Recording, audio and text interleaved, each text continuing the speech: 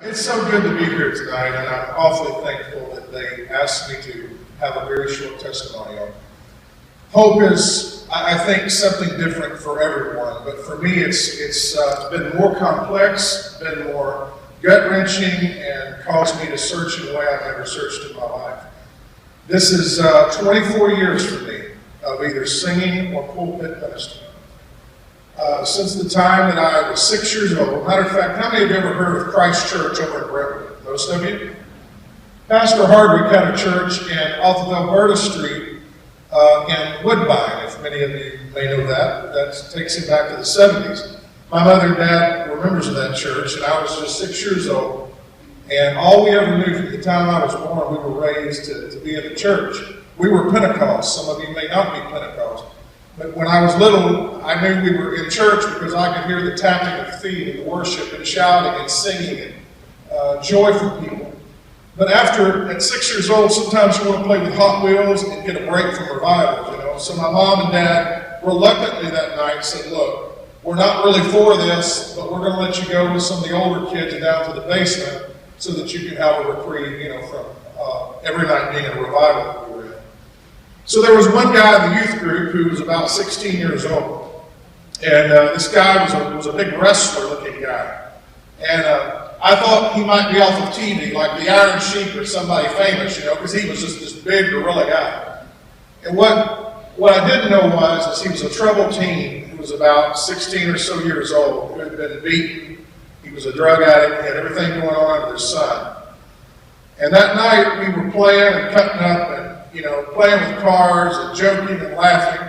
And this jovial, nice, easygoing guy, Brother Thompson, came to me and took me by the arm. At 6 years old, this big gorilla, strong-armed guy took me into a room by the throat. And he began to molest me and rape me in church. I was pinned in a corner crying. It's the first time I've ever told this. This is very painful, but I think it's healing. That's the truth. I could hear the worship of people upstairs shouting and praising God while I was being molested and raped in a Sunday school. Now, something happened to me that I hear through studies, and I've been careful to, through the years, do counseling and try to be an astute person. I understand there are many things that follow these horrid, terrible experiences. But what happened to me was not completely dysfunction in some areas, but what left me that day at 6 years old was hope. And the Bible said hope deferred makes the heart sick. And so from the time I was 6 years old all the way through my life, I had ability and skill set that allowed me to bluff my way through the process. I knew how to sing, tap my foot, turn the charisma on, and do whatever was necessary to communicate in that moment. But a part of me was broken and desperately broken, and I could never get it fixed. I sat under great ministries. I travel today with Pastor Myatt and many of our elder board. We have some of the finest people I've ever graced the podium with that teach and preach truth and word, and we sing and we love God. But I'm here to tell you, I sat under great preachers before I met them. I was submitted in Sunday school classes. I went through workshops. I went through counseling. And not one of them ever touched the need that was down in my soul. And somehow I just filtered through life with this gaping chasm, this hole that nothing would ever fix it. I walked into this class invited by Sweet Tammy, who said, you've got to go. She and I are seeing one another, and she said, you've got to go to this. This is going to heal you. It's going to be a great help. So I told her that I would go, but here's what I thought. I thought, well, it's just another workshop. It's just another night, the myth of continuity. It's going to be like yesterday, it's like today, tomorrow. It's just another day of the week. We're going to do it the same way. It's another theory, another curriculum, another teaching. It's just another class. But I went and reluctantly opened the books, and they began to teach.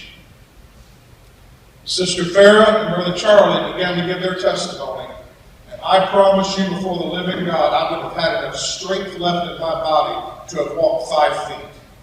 And tears began to flow down my face. And I started having an experience with the living God that I'd never had in all of my life. But something started coming back into me. I leaned over at Tammy. I said, I've been trying to write a book called exposing the prince of lost hope, but I could never get the last half of the book because I couldn't get my testimony. I couldn't get it. And I heard these humble, brave, gifted people talk about a Jesus who was vulnerable enough to bear holes in his hands and his feet, but still big enough to carry our burdens. And I listened to them, and I studied, and I took the curriculum, and I wrote the letters as they instructed. And I walked into the room. Brother Charlie happened to be my alumni person of the day, and he said, just read the letter, and here's the format. So I read the letter as I had been qualified. I said, I'm not even sure I'm doing this right, so here it is. And I got 2 sentences in the letter blaming my father for not protecting me when I was a little boy. And I felt like some 300,000-pound weight fell off my shoulders. And I started sobbing. I don't know if Brother Charlie heard any of the rest of what I had written because it was muddled with tears and moans and cries. But at the end of it, I said, did I do it right? And I looked up and I expected what we always expect to get when we bare our soul with one another. By the way, the Pentecostal church, there's a scripture that said, confess your faults one to another that you may be healed. How many of you have read that? I thought it meant confess your faults one to another that you may be healed. Because I knew whatever I told was going to beat me down to Shoney's by the end of church. And everybody was going to know my business. So I learned how to not say it. And I looked at Brother Charlie, and I was waiting for him to say, here's what you got to do. Here's how you fix it. And I looked in his eyes, and all I saw was the most humble, tender, contrite, weeping man. Here's what he said. Are you ready? He said, I'm so sorry. And God that day began a healing in me that nothing in the last 35 years has ever begun to do. I don't know where you're going to sow tonight. I don't know tonight where you're going to put your investment. I don't know tonight on the scale of where you count importance in ministry, whether it's on numbers of people or grandeur or stadium or what it is that you do to sow into. But if I might encourage you tonight to sow into this ministry, I know no more credible, humble, tender, right servants of God.